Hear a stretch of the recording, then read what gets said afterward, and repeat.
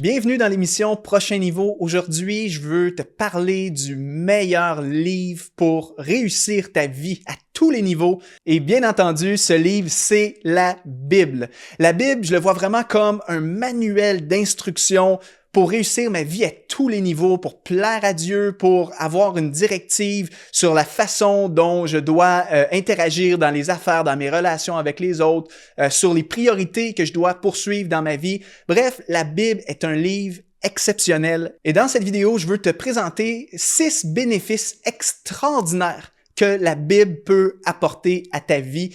Et juste avant, si tu veux approfondir ta vie spirituelle, je t'invite à t'inscrire à la formation gratuite de Luc Dumont qui s'intitule « Comment atteindre l'extraordinaire dans ta vie ». Le lien apparaît sous cette vidéo. Alors, pourquoi la Bible est le meilleur livre pour réussir ta vie? Numéro 1, parce que la Bible t'éclaire afin que ta vie ait un sens. Le psaume 119, verset 105 dit « Ta parole est une lampe à mes pieds et une lumière sur mon sentier. » Quand tu lis la Bible et reçois ce message, eh bien, tu n'es plus dans les ténèbres ou encore dans l'ignorance. Au contraire, tu es éclairé par cette parole et par ce message d'espoir que la Bible contient.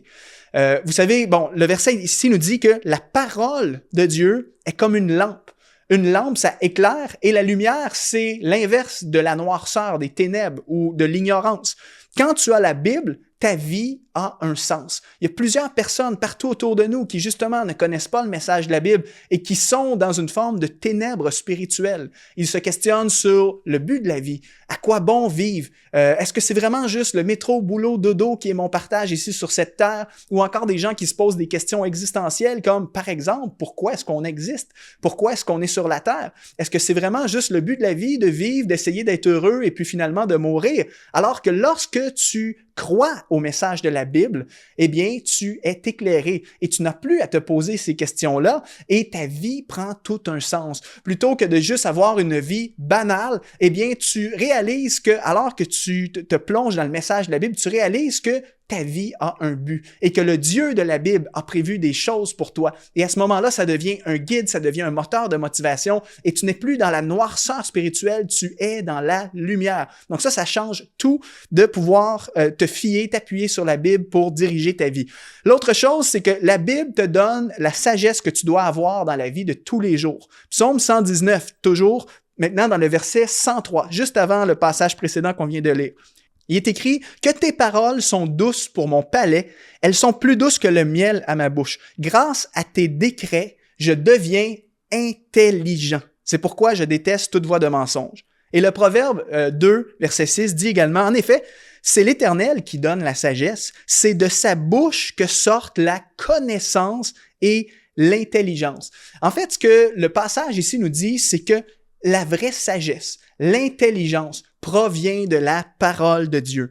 Donc, Psaume 119, c'est « Grâce à tes décrets, les décrets de la parole de Dieu, je deviens intelligent. » Et c'est de la bouche que sortent la connaissance et l'intelligence. Donc, ça veut dire que plus je lis la Bible, qui est le livre qui contient évidemment les paroles du Dieu créateur, plus je deviens sage et intelligent. C'est comme des choses qui sont liées. Je lis ce message, j'entends la sagesse et la connaissance du Dieu créateur et donc je deviens moi aussi plus sage dans tous les domaines de ma vie. Et plus je lis la Bible, eh bien, plus je sais ce que Dieu attend de moi sur la façon dont il veut que je gère mon temps, sur comment est-ce que je dois réagir dans les situations qui se produisent dans ma vie, que ce soit positif ou négatif. Eh bien, avec la Bible, j'ai un guide. Je trouve même des fois de l'inspiration pour des idées, des choses que je veux accomplir dans ce monde. Et donc, toute cette sagesse, cette intelligence que j'obtiens en lisant la Bible, par la suite, je peux la déployer dans tout ce que je fais dans ma vie, sur la façon d'éduquer mes enfants, dans mon travail, dans les affaires, dans la gestion de ma vie de famille. Et cette sagesse, par la suite, va produire des résultats exceptionnels dans les différentes sphères de ma vie. Par exemple, dans le Proverbe 24, verset 5, ça dit « Un homme sage est plein de force, et celui qui a de la science affermit sa vigueur. » Et aussi le Proverbe 3, versets 15 et 16, ça dit « La sagesse est plus précieuse que les bijoux. On ne peut rien désirer de meilleur. Elle donne une longue vie aux humains.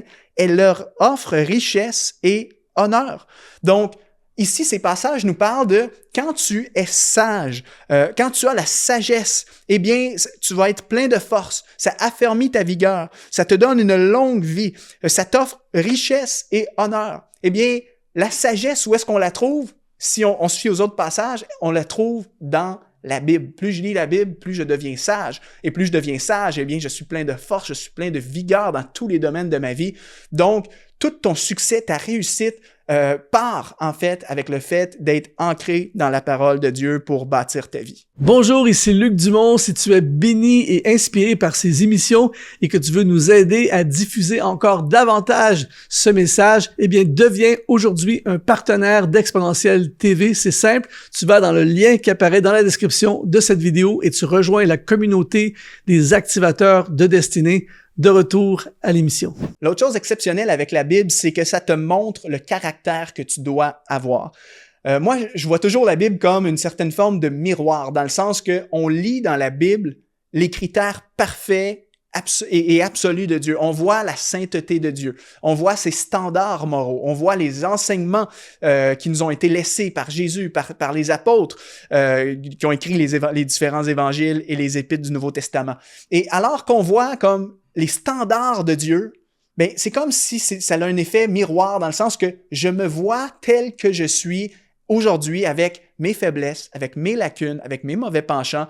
Et donc, étant constamment exposé à la parole, c'est comme si je vois exactement où est-ce que Dieu veut m'amener sur le plan de la sainteté du caractère et je vois également où est-ce que je suis présentement. Et donc, ça m'aide à changer. Et la Bible, en fait, est le moteur du changement au niveau de ton caractère. Parce que vous savez, dans toute discipline, le point de départ de n'importe quel changement, c'est la prise de conscience.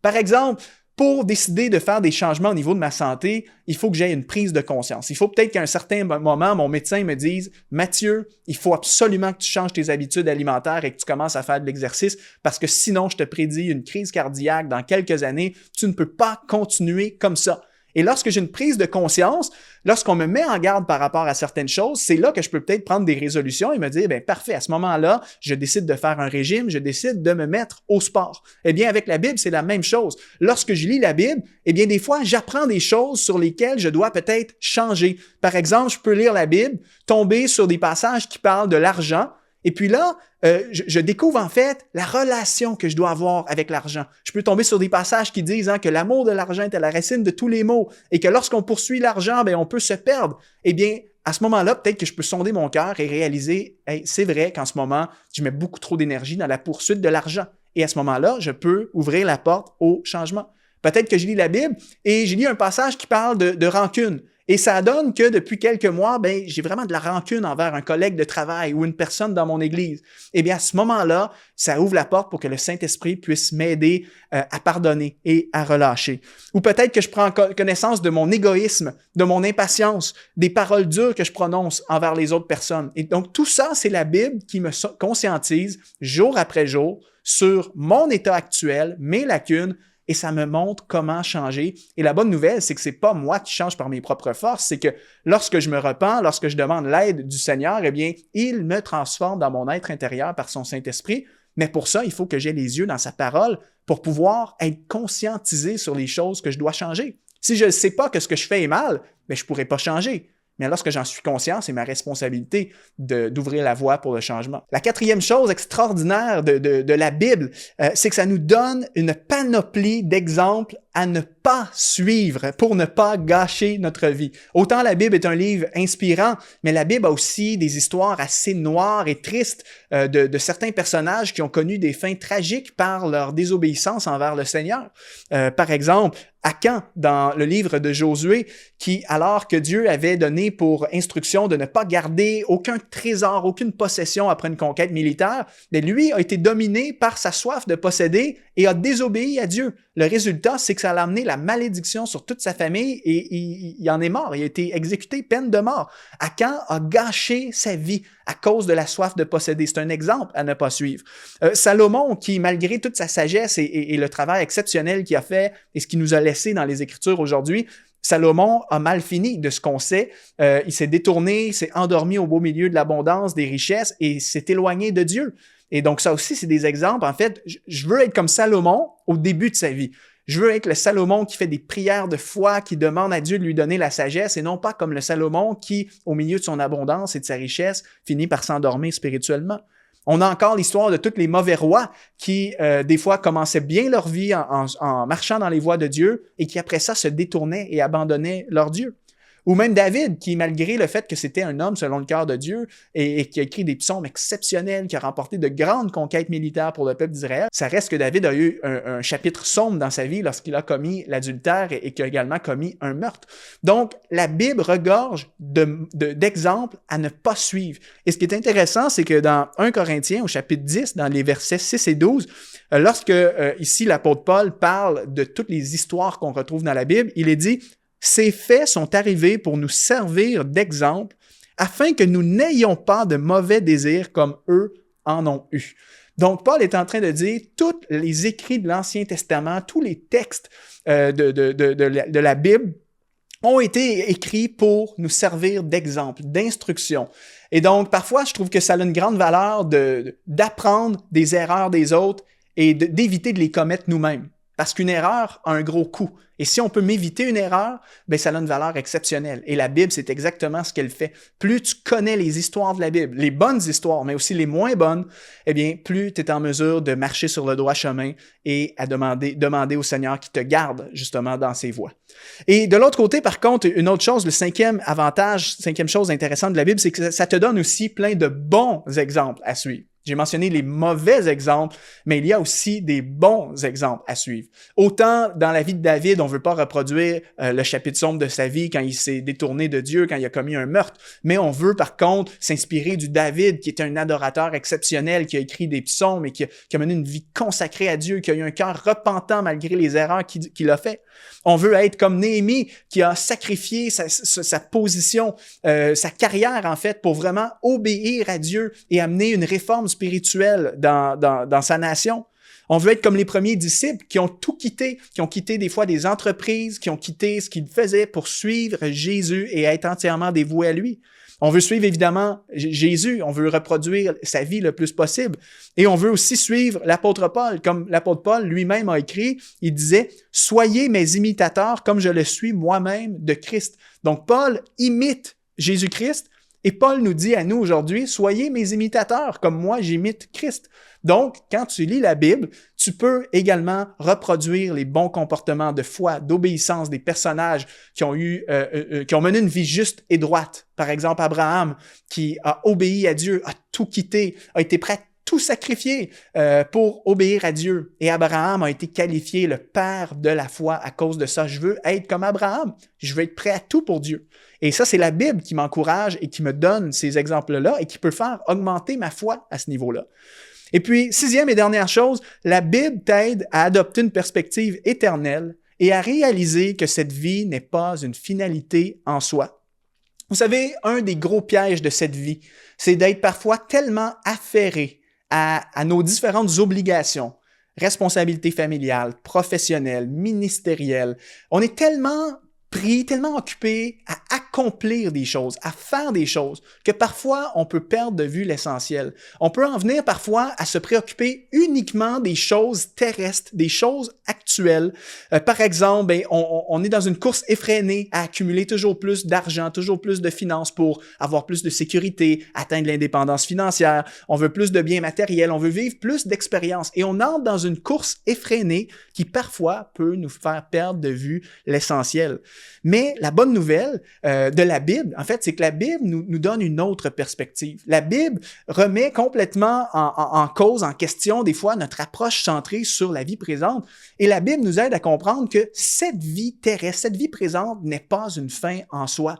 En fait, plus je comprends le message de la Bible, plus je réalise que cette vie sur Terre, c'est seulement un passage, un court passage lorsqu'on le compare à la lumière de l'éternité. En fait, le message de la Bible, c'est que si j'ai Jésus dans mon cœur, eh bien, au jour de ma mort ou au jour du retour du Seigneur, je vais être avec le Seigneur pour l'éternité et mon âme va continuer de vivre.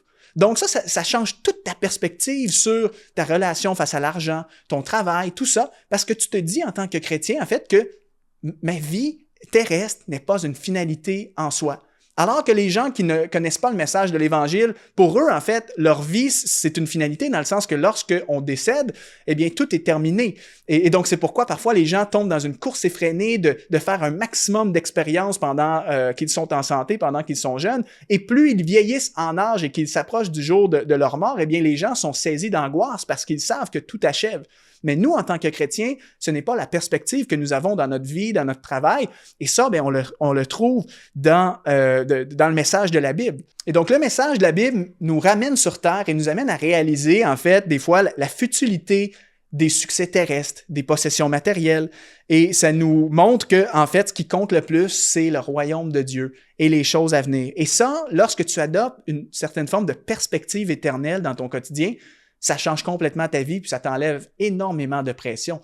Parce qu'au final, c'est pas grave si tu ne réussis pas à accomplir absolument tout dans cette vie. Tu vas avoir l'éternité pour continuer d'être dans la présence de Dieu et le servir. Et donc ça, c'est libérateur, puis ça enlève énormément d'angoisse et tu sais que justement, ta vie est entre les mains de Dieu. Donc il y a encore évidemment plusieurs raisons qu'on pourrait évoquer sur tous les bénéfices extraordinaires de la Bible.